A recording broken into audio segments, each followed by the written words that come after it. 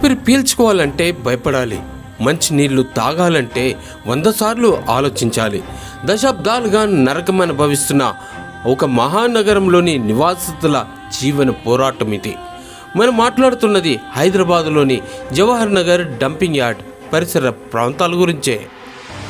దాదాపుగా 9,000 మెట్రిక్ టన్నుల చెత్త, 20 ఏళ్ల విషవాయువులు, ఇక్కడి భూగర్భ జలాలు, గాలి మొత్తం కలుషితమైపోయాయి. శ్వాసకోశ సమస్యలు, చర్మ వ్యాధులతో ప్రజలు విలవిల్లాడిపోతున్నారు. అయితే తాజాగా ఈ సంక్షోభానికి ఒక నిర్మాణాత్మక మలుపు వచ్చింది. నేషనల్ గ్రీన్ ట్రిబ్యునల్ ఇచ్చిన ఆదేశం ఏంటి? ఐఐటి బాంబే ప్రణాళికతోటి ఈ నరకం మారుతుందా? సామాన్య ప్రజల వైపును చూసి ఈ కథను ఏమిటో ఒకసారి చూద్దాం. హైదరాబాద్ శివార్లోని జవహర్ నగర్ డంపింగ్ యార్డ్. ఇది కేవలం చెత్త పోగు కాదు, ఇది విషాదాల పర్వతం. సుమారు 2 దశాబ్దాలుగా నగరంలోని 9,000 మెట్రిక్ టన్నుల వ్యర్థాలను ఇక్కడ పోస్తున్నారు. దీని పర్యవసనం గాలి నిండా దుర్వాసన, విషపూరిత వాయువులు, భూగర్భ జలాలు విషంగా మారిపోయినాయి. తాగునీరు, వ్యవసాయం పూర్తిగా దెబ్బతిన్నది. చంటి బిడ్డల నుంచి వృద్ధుల వరకు శ్వాసకోశ సమస్యలు, అంతుచిక్కని చర్మ వ్యాధులతో నిత్యం ఆసుపత్రుల చుట్టూ తిరగాల్సిన దయనీయ పరిస్థితి.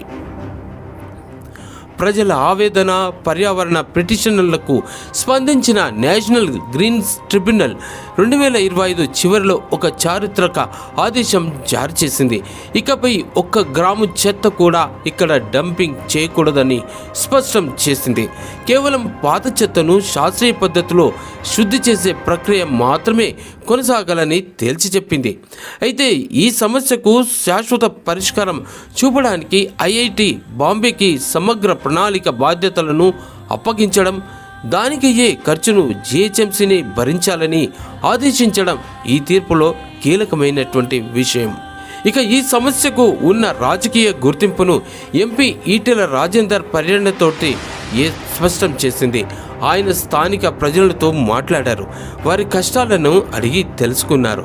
ప్రభుత్వంపై మరింత ఒత్తిడి తీసుకొస్తామని హామీ ఇవ్వడం ఈ సమస్య పరిష్కారం కోసం జరుగుతున్న పోరాటానికి మరింత బలం చేకూర్చింది. అయితే దశాబ్దాల కష్టాన్ని చూసిన స్థానికులు మాత్రం ఆ తీర్పుతో ఆశతో పాటు తీవ్ర సందేహంతో ఉన్నారు. అయితే ప్రతి రోజు తాము అనుభవిస్తున్న నరకానికి ఎప్పుడు ముగింపు పలుకుతారా అని ఎదురు చూస్తున్న విషయం. చెత్త తరలింపు, శుద్ధి ప్రక్రియలో పారదర్శకత ఎక్కడ లోపిస్తుందో అన్నటువంటి ఆవేదన. ఈ డంపింగ్ యార్డును శాశ్వతంగా మూసేసి వేరే చోటికి తరలించాలన్నదే వారి ప్రధాన డిమాండ్. ఇది జవహర్ నగర్ కథ కేవలం చెత్త సమస్య కాదు, ఇది మన అర్బన్ వేస్ట్ మేనేజ్మెంట్ వైఫల్యానికి, జవాబుదారీతనం లేని పాలనకి అద్దం పడుతుంది. ఎన్జిటి తీర్పు వారికి ఆశాకిరణం అయినప్పటికీ అది ఆచరణలో ఎంతవరకు అమలు అవుతుందన్నది ఇప్పుడు తెలంగాణ ప్రజల ముందున్న అతిపెద్ద ప్రశ్న.